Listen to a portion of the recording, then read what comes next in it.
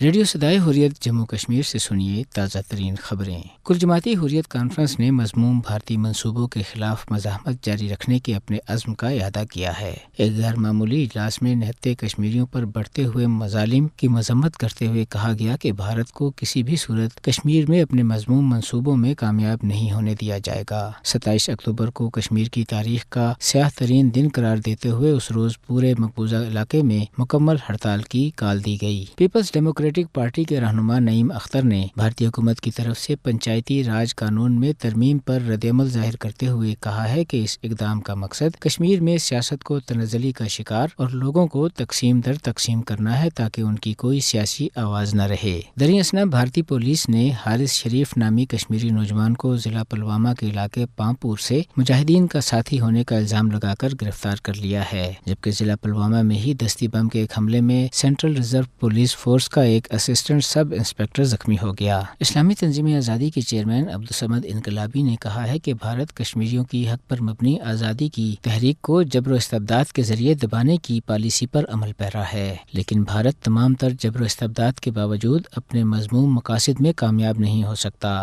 اس کے ساتھ ہی خبریں ختم ہوئیں۔ بھارت اس چانکیہ کے پیروکاروں کا ملک ہے جس کا فلسفہ یہ تھا کہ اپنے مخالف کو گلے لگا کر چھرا گھونپ دو اور جب وہ مر کے گر چکا ہو تو اس کی لاش پر آنسو بہاؤ۔ دو منہ والے سانپوں کی خصلت بھارتیوں میں بدرجہ عتم موجود ہے۔ کشمیریوں کو کچلنے پر معمور 8 لاکھ بھارتی فوج بھی اس خصلت کا خوب مظاہرہ کرتی ہے۔ وحشت و سفاکیت اور شقاوت قلبی میں اپنا ثانی نہ رکھنے والی یہ فوج جہاں ایک طرف کشمیریوں کا قتل عام کرنے، ان کے گھروں اور املاک کو تباہ بھیڑ بکریوں کی طرح ہانکنے اور ظلم و ستم کے ساتھ ساتھ توہین و تذلیل کا نشانہ بنانے میں کوئی رو رعایت نہیں برتتی، وہیں چانکیہ کے ملک کی یہ فوج میٹھی موسی کا کردار ادا کر کے کشمیریوں کے دلوں میں نرم گوشہ پیدا کرنے کی کوششیں بھی کرتی چلی آئی ہے۔ 1994 میں سدبھاونا نامی ایک آپریشن شروع کیا گیا جس کے تحت کشمیری نوجوانوں کو سرکاری خرچے پر بھارت کے مختلف شہروں اور تاریخی اور تفریحی مقامات کی سیر کرائی جاتی۔ بعد ازاں بزرگوں اور لڑکیوں کے لیے بھی یہ اسکیم شروع کی گئی تاکہ ان کے اندر بھارت خاص طور پر فوج کی نفرت کم کر کے بھارتیت ڈال دی جائے۔ بھارتی فوج کو اپنی اس امیج بلڈنگ کے لیے اربوں روپے کا بجٹ دیا گیا۔ یہ فوج دیہی علاقوں میں عید جیسے موقعوں پر مٹھائیاں بھی تقسیم کرتی، مفت طبی کیمپوں،